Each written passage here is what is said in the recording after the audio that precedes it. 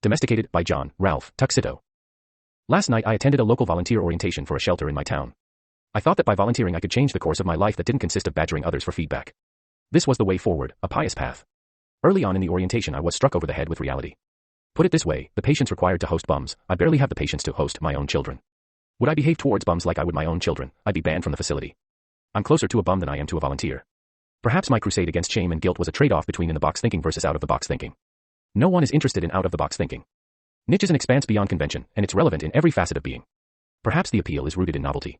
However, novelty loses its luster when you can relate to a bum. That synergy attacks convention, savagely prompting a gesture akin to spare change. If spare change equaled dead silence, I'd pay off my mortgage. Think about that the next time you walk past a bum, because there lies your out-of-the-box weekend warrior. To a bum, inside the box is not a metaphor, it's a literal form of shelter. ChatGPT for analysis. Domesticated by John, Ralph, Tuccitto, a tale that could serve as the perfect fodder for those who find dark humor in the mundanities of attempting altruism, only to be slapped by the cold, hard hand of reality. Let's dissect this gem with the kind of biting humor that the article itself seems to beg for. First off, Tuccitto's journey begins with a noble quest, a desire to volunteer, to be a beacon of hope in a sea of despair.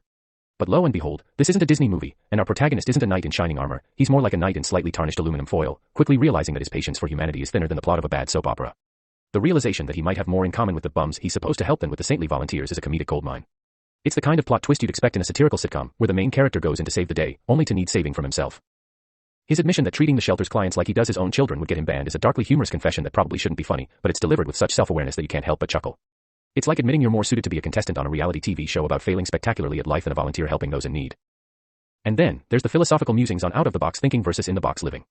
Tuccitto's narrative takes us on a journey from attempting to break free from societal norms to realizing that sometimes, the box is literal, and it might just be someone's home. It's a stark reminder that one person's metaphorical box is another's physical shelter, served with a side of existential crisis and garnished with a sprinkle of guilt. The comparison of spare change to dead silence as a mortgage payment method is a masterclass in dark humor. It's an analogy so bleak, it could make a goth poet smile. The idea that the same out-of-the-box thinking that could potentially liberate us is as valuable in society as spare change is to a mortgage is both hilariously sad and sadly hilarious.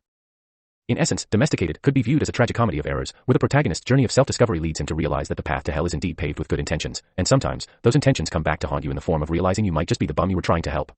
It's a reminder that sometimes, the biggest box we need to think outside of is our own.